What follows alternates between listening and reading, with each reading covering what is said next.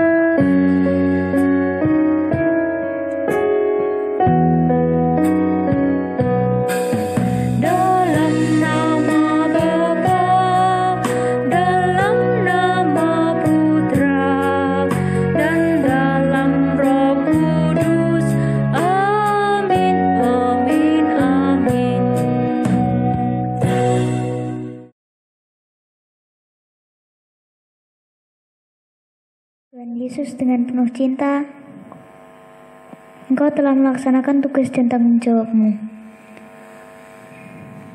sebagai utusan Bapa yang penuh kasih. Tuntunlah kami anak-anak-Mu agar melaksanakan kehendak Bapa seperti Engkau.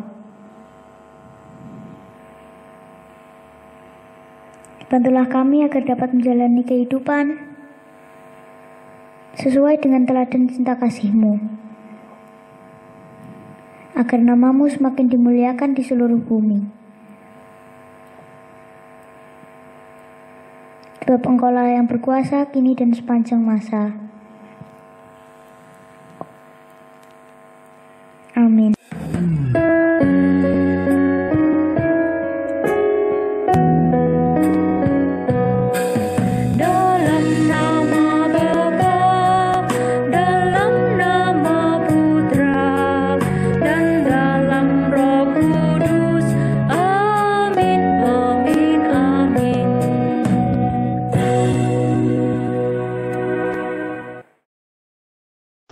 Saatnya kita buka Alkitabnya. Kita buka Lukas bab 5 ayat 1 sampai 11. Lukas bab 5 ayat 1 sampai 11. Nah, kita buka sama-sama. Lukas bab 5 ayat 1 sampai 11. Nah, sudah ketemu? Silahkan yang sudah ketemu, Kak Galih beri waktu untuk membacanya sendiri dulu ya, dari atas sampai bawah. Lukas bab 5 ayat 1 sampai 11. Yang belum bisa membaca, minta tolong mama papanya, kakaknya untuk membacakannya.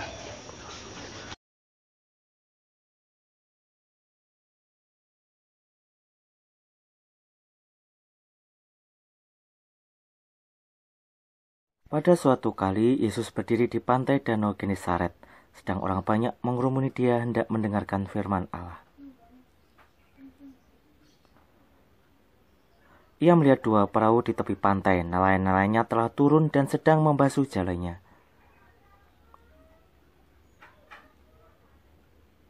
Ia naik ke dalam salah satu perahu itu, yaitu perahu Simon, dan menyuruh dia supaya menolakkan perahunya sedikit jauh dari pantai.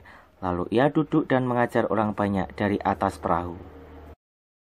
Setelah selesai berbicara, ia berkata kepada Simon, "Bertolaklah ke tempat yang dalam dan tebarkanlah jalamu untuk menangkap ikan." Simon menjawab, "Guru, telah sepanjang malam kami bekerja keras dan kami tidak menangkap apa-apa, tapi karena engkau menyuruhnya, aku akan melebarkan jala juga."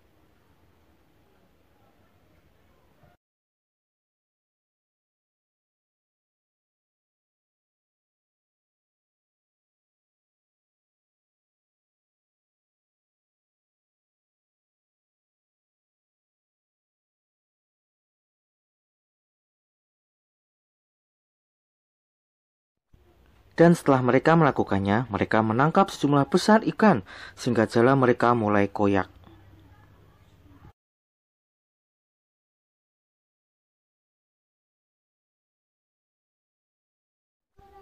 Lalu mereka memberi isyarat kepada teman-temannya di perahu yang lain supaya mereka datang membantunya. Dan mereka itu datang. Lalu mereka bersama-sama mengisi kedua perahu itu dengan ikan hingga hampir tenggelam.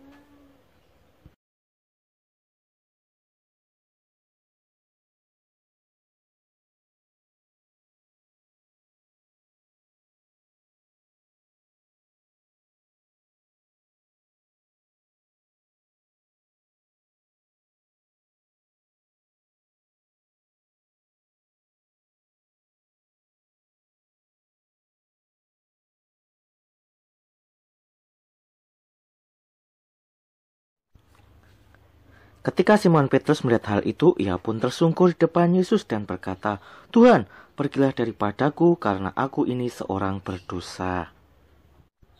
Sebab ia dan semua orang yang bersama-sama dengan dia takjub oleh karena banyaknya ikan yang mereka tangkap. Demikian juga Yakobus dan Yohanes, anak-anak Zebedeus yang menjadi teman Simon. Kata Yesus kepada Simon, "Jangan takut, mulai dari sekarang engkau akan menjala manusia."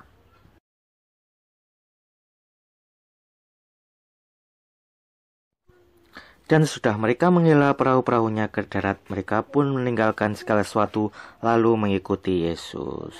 Nah, sudah mendengarkan dan sudah membaca bacaan hari ini dari Lukas bab 5 ayat 1 sampai 11. Nah, tema hari ini adalah aku diberi tugas oleh Tuhan. Ingat dari bacaan tadi, ketika Simon dan para murid yang lainnya itu disuruh Yesus untuk pergi ke tempat yang lebih dalam untuk menebarkan jala. Tapi apa yang dikatakan Simon Petrus tadi? "Tuhan, seharian semalaman kami menebarkan jala, tapi tidak ada satu ekor pun ikan yang ditangkap." Nah, jadi para murid itu ngeyel. Karena seharian sebelumnya, semalaman itu dia mencari ikan namun tidak dapat. Nah, namun karena Yesus berkata kepada mereka, "Bertolaklah ke tempat yang lebih dalam, lalu tebarkanlah jalamu." Lalu para murid ikut mengikuti kata Tuhan Yesus. Nah, coba kalau para murid tidak mengikuti apa yang dikatakan Tuhan Yesus, apakah ikannya akan dapat? Tidak. Nah, ikannya tentu tidak dapat ya, karena para murid tidak mau mengikuti kata Tuhan Yesus. Tapi para murid mau mengikuti apa yang dikatakan Tuhan Yesus. Lalu mereka naik bersama Tuhan Yesus di atas perahu, lalu mendayung perahu hingga ke tengah. Lalu Tuhan Yesus memberitakan, "Tebarkanlah jalamu." Nah, di sebelah kanan perahu. Lalu apa yang terjadi? Ikannya dapat banyak apa enggak? ikannya dapat banyak. Nah, saking banyaknya ikan yang mereka peroleh, hingga Petrus memanggil murid-murid yang lainnya untuk membantu mereka untuk mengangkat ikan yang didapat ke dalam kedua perahu yang mereka punya. Nah, hasilnya ikannya sangat banyak sekali. Nah, coba kalau dari awal mereka tidak mau mengikuti kata Tuhan Yesus, sudah capek seharian semalaman tidak dapat ikan. Tapi karena mereka mau mengikuti kata Tuhan Yesus, mereka mendapatkan ikan yang banyak sekali. Lalu apa yang dikatakan Petrus? Tuhan, aku ini adalah orang yang berdosa. Nah, lalu Tuhan Yesus berkata, mulai sekarang engkau akan menjadi penjala manusia. Menjadi penjala manusia itu apa ya? Seperti penjala ikan, menangkap ikan yang banyak. Nah, penjala manusia, Petrus sebagai penjala manusia mampu mewartakan kabar sukacita, sehingga para murid-murid, para orang-orang banyak semakin mendengar pewartaan kabar sukacita yang diberikan oleh para murid. Jadi Petrus diangkat oleh Tuhan Yesus, mulai sekarang kamu akan menjadi penjala manusia. Semakin banyak menangkap manusia supaya menerima kabar pewartaan sukacita. Nah, Petrus dulu paus yang pertama. Sampai sekarang pewartaan kabar sukacitanya masih terus berlangsung, dan semakin banyak orang-orang menerima kabar sukacita, semakin banyak orang yang diselamatkan. Nah, kita diberi tugas oleh Tuhan untuk apa? Untuk membantu mewartakan kabar sukacita. Mewartakan kabar sukacita dari hal yang paling kecil, dari perbuatan-perbuatan sederhana yang bisa kita lakukan. Apa yang bisa kita lakukan di rumah? Membuat orang-orang di rumah mampu bersukacita dengan kehadiran kita, keberadaan kita. Ketika ibu ada di dapur, kita membantu memasak, membantu cuci piring, cuci gelas, membantu menyirami tanaman. Nah, ketika ayah datang, kita membantu memberikan minum, merapikan sepatu. Nah, apa yang bisa kita perbuat supaya kita bisa mewartakan kabar sukacita bagi teman-teman di sekitar kita? Nah, keberadaan kita, kehadiran kita mampu membuat teman-teman di sekitar kita merasa gembira dan sukacita. Jangan malah membuat kehadiran kita membuat permusuhan. Nah, lalu apa yang bisa kita perbuat supaya kita mewartakan kabar sukacita dengan gadget yang kita punya, HP yang kita punya? Nah, kita wartakan kabar sukacita lewat gadget yang kita punya. Nah, kita gunakan sebaik-baiknya untuk memberikan kabar sukacita. Jangan membuat permusuhan, jangan membuat kabar berita yang tidak benar, hoax. Nah, jadi banyak sekali hal yang bisa kita lakukan supaya kita bisa menjadi pembawa kabar sukacita. Adik-adik siap diberi tugas oleh Tuhan? Ya, kalau siap, kita harus siap mewartakan kabar sukacita kepada semua makhluk di bumi ini. Selamat melaksanakan perintah Tuhan. Tuhan memberkati.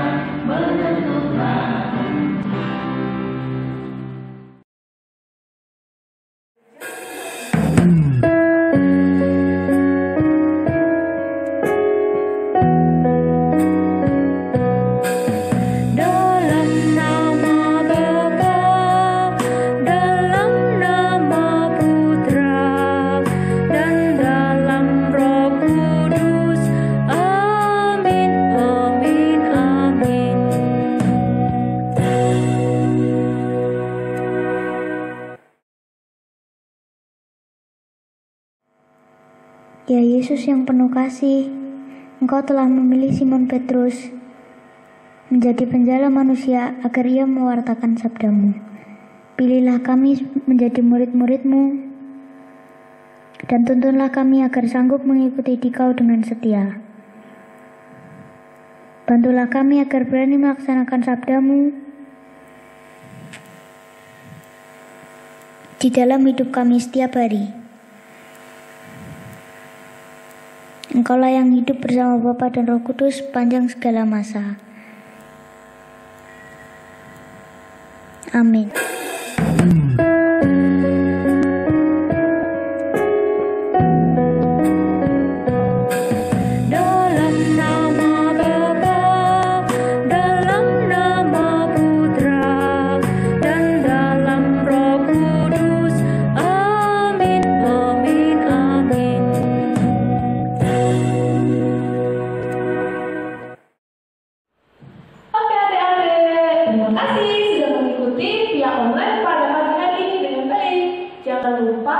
Dilakukan dalam kehidupan sehari-hari ya.